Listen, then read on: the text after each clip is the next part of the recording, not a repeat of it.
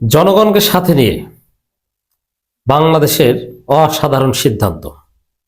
বাংলাদেশ স্বাধীনতার ৫৫তম বছরে ভারতের সাথে চোখে চোখ রেখে কথা বলা শিখেছে, মাথা উঁচু করে দাঁড়িয়ে সিদ্ধান্ত নেওয়া শুরু করেছে। আমরা এই আহ্বান জানিয়েছিলাম। দর্শক, পাকিস্তানকে একটা দিলে যেরকম দুইটা খেতে হয়, আর চীনের বিরুদ্ধে কিছু বলার জন্য হা করলেও মুখের উপর লাথি খেতে হয় ভারতকে, বাংলাদেশের সাথেও এখন ওইরকম ঘটনা ঘটছে যে একটা দিলে আরেকটা খেতে হবে, একটা দিলে দুইটা না খেলেও অ্যাটলিস্ট একটা দিলে একটা খেতে হবে। বাংলাদেশ এতদিন ছিল ভারতের গোলাম। According to Hasina government, Bangladesh ছিল ভারতের স্ত্রী আর ভারত হচ্ছে স্বামী। আর এখন বাংলাদেশ হচ্ছে ভারতের কাউন্টার পার্ট, চোখে চোখ রেখে কথা বলছে। হ্যাঁ, ইউনুস ডিড দ্যাট।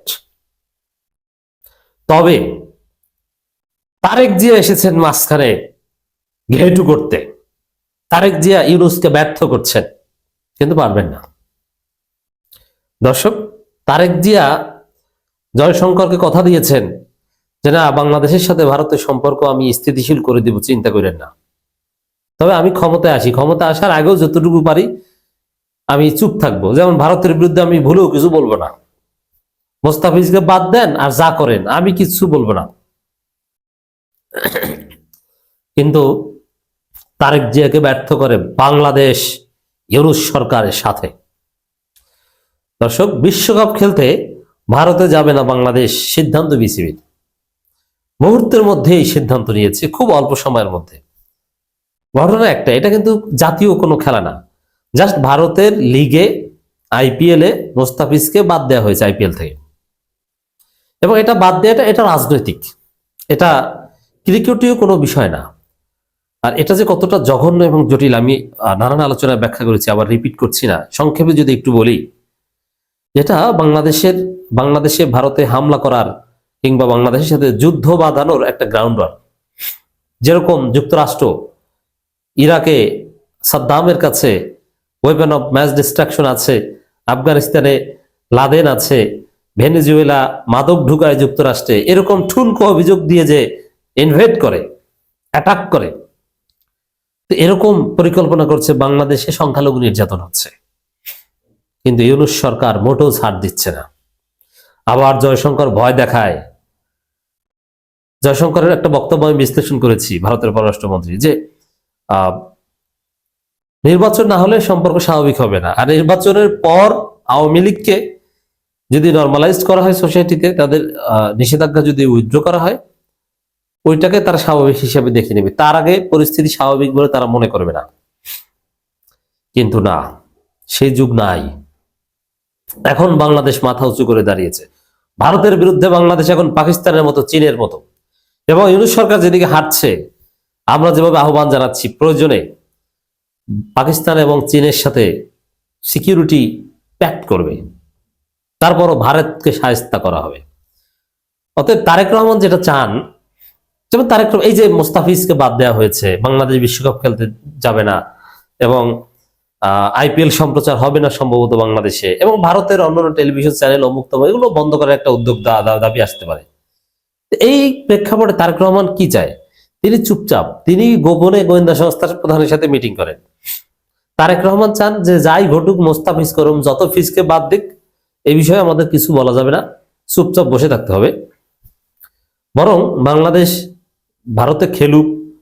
এখন তারেক রহমানের সাপোজ বিসিবি প্রেসিডেন্ট যদি এখন বিএনপির দালাল তামিম ইকবাল হতো, তাহলে এই তামিম ইকবালকে তারেক রহমান ফোন দিয়ে দিত যে তামিম বাবা, মোস্তাফিজকে বাদ দিয়েছে, এগুলো নিয়ে ফেসবুকে একটু কান্নাকাটি করো, কিন্তু ভারতে বিশ্বকাপ খেলতে যাবে না, আইপিএল বন্ধ করে দেওয়া হবে, এগুলো বললো না। এটাই করতে ডেফিনেটলি। কিন্তু না, বিএনপির দালাল নির্বাচিত হতে পারেনি, ভোটেই দাঁড়াতে পারেনি, কান্নাকাটি করেছিল, কিন্তু কোনো লাভ হয়নি। এখন অপ্রাসঙ্গিক হয়ে গেছে তামিম ইকবালের কোনো খাওয়া নেই। তো এই বিসিবি মেরুদণ্ডওয়ালা বিসিবি, এই বিসিবিতে আছে আসিফ আকবর, এই বিসিবিতে আছে খালেদ মাসুদ পাইলট, এই বিসিবিতে কোমর সোজা করে দাঁড়ানো লোক আছে, আমিনুল ইসলাম বুলবুলের নেতৃত্বে এই বিসিবি। অতএব ইউনূসের নেতৃত্বে সরকারের পরামর্শেই খুব দ্রুত সময়ের মধ্যে সিদ্ধান্ত এসে গেছে বিশ্বকাপ খেলতে ভারতে যাবে না বাংলাদেশ, এবং এই সিদ্ধান্তকে আবার সেলিব্রেট করছে ইউনূস সরকার। এটি হচ্ছে বার্তা যে ভারতকে কোনো ছাড় দিবে না বাংলাদেশ, একটা থাপ্পড় দিলে আরেকটা খেতে হবে। অদূর ভবিষ্যতে বাংলাদেশ সেই পর্যায়ে যাবে, একটা দিলে দুইটা খেতে হবে। যেমন পাকিস্তানের একজনকে যদি ভারত মারে, পাকিস্তান ওদের 4 জন 5 জন 6 জন 8 জন 9 জন না মেরে ওরা ঘরে ফিরে যায় না। পাকিস্তানের রেসিপ্রোসিটিটা এইভাবে। চীনের সাথে অরুণাচলে সেম, একটু চালাকি করেছিল। এটা চীনের সাথে ভারত এমন লাথি গুতা খায়, যদি বলে যে অরুণাচল আমাদের, এই পর্যন্ত আমাদের, তাতেই নাকি মাইর খায়, কোনো অ্যাকশন নেওয়া লাগে না। পাকিস্তানে তো গুলি করলে তারপরে পাল্টা খায়, একটা করলে 5টা খায়, কিন্তু চীনের সাথে হচ্ছে যে হা করলেই মাইর খায়। তুই হা করছিস কা, তুই বলার চিন্তা করছো কা, নিয়াত করলেই মাইর। এই হচ্ছে অবস্থা। এবং কেমন মাইর দেয় চীন মাঝে মাঝে জানেন? অরুণাচলে ভারতের একটা সেনা ঘাঁটি আছে, যেটা ভূমি থেকে অনেক উপরে, পাহাড়ের উপরে।